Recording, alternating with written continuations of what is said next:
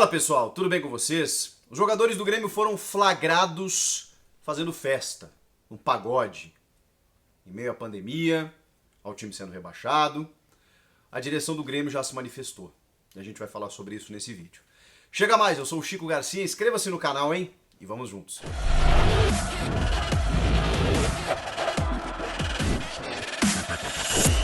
Vamos lá porque o assunto é polêmico. Os jogadores do Grêmio, alguns jogadores do Grêmio, foram flagrados em um vídeo que viralizou na noite do domingo, onde eles estavam comemorando, confraternizando, tocando um pagode, cantando, celebrando o aniversário de um companheiro de clube, o zagueiro Paulo Miranda, numa casa de eventos em Canoas, na região metropolitana de Porto Alegre.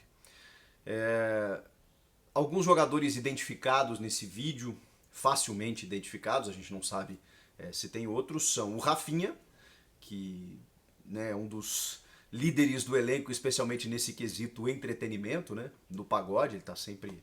É um cara que... Isso não é nenhuma crítica até, né? Não para esses momentos, mas enfim, é um cara que traz muita animação pro elenco. O Diego Souza, que aparece cantando, inclusive. O Luiz Fernando, que recém chegou, né, mas estava lá também agregando. E Pedro Jeromel, que é um dos líderes desse elenco, capitão do time, um cara super importante. E de uma grande identificação, idolatria, né? Junto do torcedor gremista, que tem nele uma das referências, se não a maior desse elenco, junto do Maicon e tudo mais. O Grêmio perdeu o jogo sábado para o São Paulo, com um gol no último minuto, naqueles sinais assim, né, de que o time não vai conseguir se recuperar. Embora a atuação não tivesse sido tão ruim. Douglas Costa jogou bem, já fiz um vídeo aqui no canal. O Alisson também se dedicou e a gente para por aí, né? O Wanderson, claro, né, sempre um destaque na lateral direita. De resto, o time ainda deixa a desejar. Aí o Filipão vai publicamente, depois dessa derrota, e dá um recado muito claro para os jogadores, para o vestiário, para o elenco, de que muitas vezes o Grêmio não pode ficar jogando bonito, e esse recado foi para o Jean-Pierre, né, que erra um passe de calcanhar e arma um contra-ataque do São Paulo, em que muitas vezes não tem essa veia mais aguerrida que o Filipão cobra, de dar o chutão, de não querer saber, de garantir o resultado. Isso é outra coisa, né? A gente pode criticar ou não. Mas o recado, eu como torcedor, eu fiquei tranquilo quando o Filipão se manifesta dessa forma. Eu pensei, opa, tem um cara indignado. Tem um cara irresignado. Tem um cara que não tá gostando do que tá acontecendo. E pensei comigo, que bom que o Grêmio tem o Felipão nesse momento. Porque se não fosse o Felipão, sei lá onde o Grêmio poderia estar, né? Não tem muito mais para descer. Já tá na vice-lanterna, penúltimo colocado. Só não é pior do que a Chapecoense, que é o pior time do campeonato. E o Grêmio quase perdeu o jogo para a Chapecoense. O Grêmio tem 2 vitórias no campeonato, gente. Então assim, a situação é crítica. A situação é preocupante, a situação é calamitosa. O Grêmio não está correndo sérios riscos de ser rebaixado. O Grêmio está, nesse momento, sendo rebaixado. Eu sei que tem um segundo turno inteiro, mas o Grêmio não vai sair com uma rodada, nem com 2 e nem com 3. E aí, se o tempo vai passando e você vai chegando lá no final, não vai dar mais tempo. Ah, mas o Grêmio não tem time para cair. É o que a gente mais ouve. É o que a gente mais ouviu do Inter em 2016, do Cruzeiro também recentemente. Por quê? Porque não é apenas o time dentro de campo, são outros fatores que colaboram para isso. O que me espanta, porque o Grêmio está com dinheiro em caixa, está com salário em dia, com uma folha de 14 milhões de reais, e ainda assim está caminhando a passos largos para o rebaixamento. E os jogadores fazendo festa.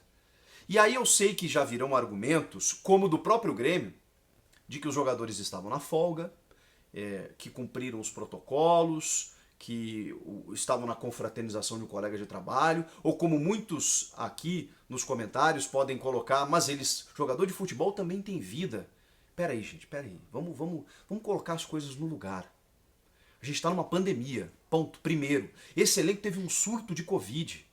Ah, mas eles já tiveram Covid. Ah, mas eles estão vacinados. Não me interessa, gente. A pandemia ainda não acabou. A gente está registrando ainda mais de 1000 mortes por dia. Esses jogadores ainda podem pegar o vírus. Vocês não estão vendo pessoas morrendo com as 2 doses da vacina? Por quê? Porque a vacina, ela te protege. Mas ela não é a cura. Ela é uma proteção. Então esses caras não estão 100% protegidos. Eles podem pegar o vírus e daqui a pouco não ter uma condição grave, mas eles ainda transmitem. Eles ainda podem ficar isolados, eles ainda podem desfalcar o time, porque aí também tem outro argumento, eles estavam na folga e isso não é papel de jornalista. Eu também não tenho nada que ver com o que o jogador faz na sua folga, com um único detalhe. Primeiro, mais um detalhe. Primeiro, a gente está numa pandemia. Então qualquer jogador de futebol, qualquer pessoa, né, que tiver na noite, que tiver na festa, que tiver aglomerando, tá errado. Tá errado, não pode. Nesse momento não pode. Ah, mas você não tem nada que ver com a vida das pessoas. Realmente, eu não tenho nada que ver, mas eu posso achar errado. Porque é errado. É errado nesse momento você aglomerar. Segundo, quando o jogador na folga, ele faz ou ele tem alguma atitude que interfere dentro de campo, que interfere no âmbito esportivo, aí sim, isso é jornalismo esportivo. E isso sim, ainda mais quando gera indignação com justiça junto do torcedor. Por quê? Porque se esses caras forem contaminados, ou se esses caras não aparecerem no treino na semana seguinte, esses caras vão desfalcar o time. E o Grêmio está sendo rebaixado. Então você tem uma interferência direta, uma consequência direta no time. Aí me interessa. Aí tá errado. Aí tem problema. Fora o seguinte, né? Isso tudo é uma parte da situação. A outra é o seguinte, qual a mensagem que esses caras passam? Que eles não estão nem aí para o que está acontecendo. E isso é revoltante. Porque aí o torcedor se sente um palhaço. Vou dizer mais, o Luiz Felipe Scolari deve estar se sentindo um palhaço. Porque ele vai para a entrevista depois da derrota doída, mas assim, dolorida. Porque o Grêmio estava garantindo um empate com uma atuação razoável, estava construindo amostras de que melhoraria. E aí toma um golpe no último minuto. Os jogadores caíram no chão. Aquele golpe que representa muito, porque parece que o time não vai sair dessa areia movediça, parece que tá se afundando cada vez mais, é aquele golpe, sabe, dolorido, que machuca. Aí vai o Felipão, um dos ídolos da nossa história, pro microfone e dá um recado direto, que o Grêmio tem que se indignar, que tem que mudar, vai mudar, não sei o quê. E no dia seguinte os caras estão na balada? Não. Eu imagino a lata do Felipão no dia seguinte pensando assim, pô, valeu gente, eu tô pedindo indignação pra vocês e o que eu recebo é exatamente o contrário, é os caras tocando pagode. Ah, mas é a vida do jogador, o jogador tem que ter vida, não nesse momento, gente. Numa boa, o time tá caindo pra segunda divisão, pelo menos, jogadores do Grêmio, que eu não tenho nada contra e também não tenho amizade, pelo menos, se preservem. Se preservem. Pô, Paulo Miranda, parabéns pelo aniversário. Era momento de confraternizar, numa boa. No meio de uma pandemia, com o time sendo rebaixado, com todas as críticas que o elenco está sofrendo, era o momento. Faltou inteligência também, né? Para esses jogadores.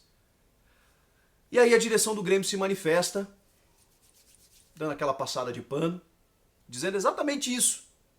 Que eu já imaginava que viriam nos comentários aqui, mas jamais imaginei que fosse vir da direção do Grêmio. Que eles estavam confraternizando, fora do horário de trabalho, respeitando os protocolos. Como respeitando os protocolos? Os caras estão num pagode. Qual é o protocolo que está sendo respeitado? Com limite de pessoas? Você precisa de um para ser contaminado? Como assim? Aí tem 100 pessoas ali, não estamos respeitando o protocolo. Não existe isso, gente. Que o Grêmio vai resolver de forma interna isso.